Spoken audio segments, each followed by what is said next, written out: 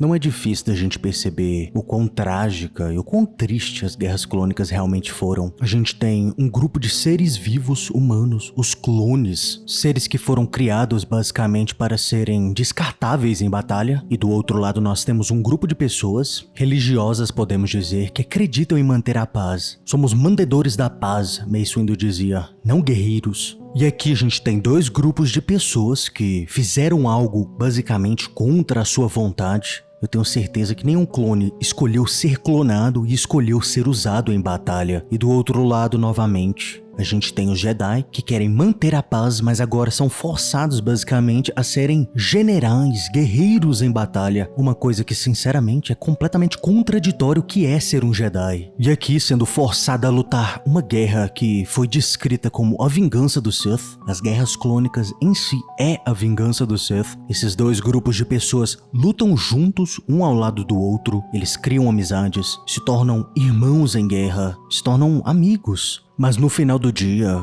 os clones ainda são uma propriedade da República, e o governante da República atual, querendo ou não, era o chanceler Palpatine com o seu poder supremo, maior que o próprio Senado. Então naquele terrível dia, o dia da Ordem 66, todos os clones fizeram o seu papel, mas isso não significa que eles acharam bom. No momento, claro, não houve tanto pensamento, especialmente dentro do cânone que a gente tem o chip inibidor, né? Onde os clones entram em uma espécie de transe ou hipnose. E mesmo dentro do cânone, o que eu vou falar pra vocês aqui hoje é do livro, né? Da romantização da vingança do Sith, o que é Legends. Mas mesmo dentro do cânone, ainda não foi revelado pra gente, mas eu suspeito que também no cânone ainda vai haver uma espécie de remorso. Talvez com o passar do tempo, o chip desative, ou essa hipnose meio que acabe, e talvez alguns clones possam ter remorso, refletir mais talvez sobre o que realmente passou no passado. Será que os Jedi eram realmente traidores? O que era aquele ódio gigantesco que eu senti na hora que eu matei o mestre Jedi não sei o que lá? Infelizmente esse é um dos problemas que a gente tem com esse chip inibidor, a gente não sabe exatamente como ele funciona. Mas aqui na romantização não havia o chip inibidor, os soldados clones simplesmente obedeceram suas ordens porque eles foram treinados para obedecer às suas ordens. Então aqui dentro dos Legends, a gente tem muitas incidências de clones que pensam por alguns segundos, passa algo na mente deles antes de apertar o gatilho. E isso é exatamente o que a gente vê com a situação do comandante Cody. Vamos começar aqui bem no momento que Palpatine envia a Ordem 66 para os comandantes. Comandante Cody enfia a mão dentro da sua armadura e arranca o seu comunicador. Ele o liga e na palma da sua mão aparece uma figura, um homem encapuzado.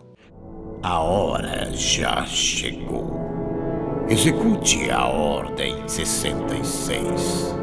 Nesse exato momento, o comandante Cody respondeu exatamente como ele aprendeu lá na sua escolinha creche, lá em Camino, quando ele era criança. Será feito, milord, disse o comandante Cody. Assim que a imagem desapareceu, o comandante Cody colocou o seu comunicador de volta na sua armadura. Ele fez uma cara ruim olhando para o mesmo lugar onde Obi-Wan passou com seu Veráctil, sua montaria dragão, heroicamente em direção à batalha. O comandante Cody era um clone. Ele ia executar aquela ordem lealmente, sem hesitar e sem remorso. Mas Cody também era humano o suficiente para falar baixinho o seguinte: será que teria sido pedir demais para ter mandado essa ordem antes de eu entregar para ele esse maldito sabre de luz? Em nenhum momento Obi-Wan Kenobi conseguiu perceber. O comandante Cody já tinha coordenado operadores de 5 companhias diferentes de armas pesadas em 3 níveis nessa cidade. E ele já tinha servido com Obi-Wan Kenobi em mais de uma dúzia de operações só aqui na orla exterior. O comandante Cody tinha uma estimativa clara e não sentimental sobre o quão duro de matar aquele mestre Jedi realmente era. O comandante Cody não ia arriscar. Ele levantou seu comunicador e disse: execute. Com aquela mesma ordem, a torre do T-21 virou, travou na posição de Obi-Wan Kenobi e lançadores de granadas de próton miraram precisamente em uma elevação calibrada. Fogo! O comandante Cody disse. E eles fizeram.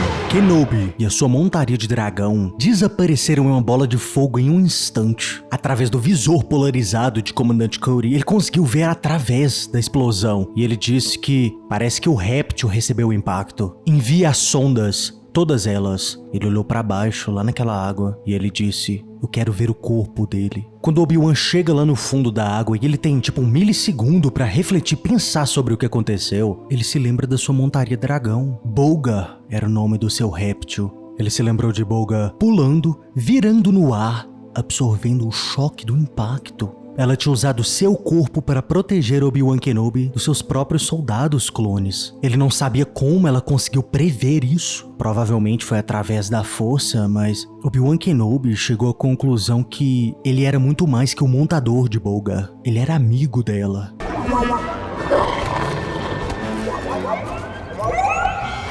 Incrivelmente, essa é a parte mais trágica dessa história. Obi-Wan Kenobi nem sequer teve um momento para ficar em luto. Com todas as sondas e os clones atrás dele, a única coisa que restou Obi-Wan para fazer foi dar um breve adeus e continuar com a sua fuga.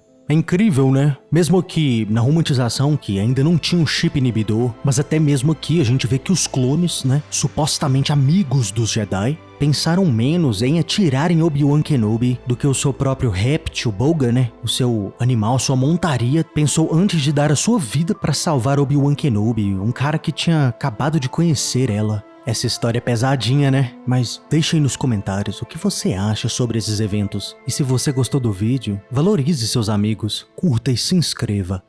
Caso contrário... Você está no conselho, mas não o consagramos mestre Jedi.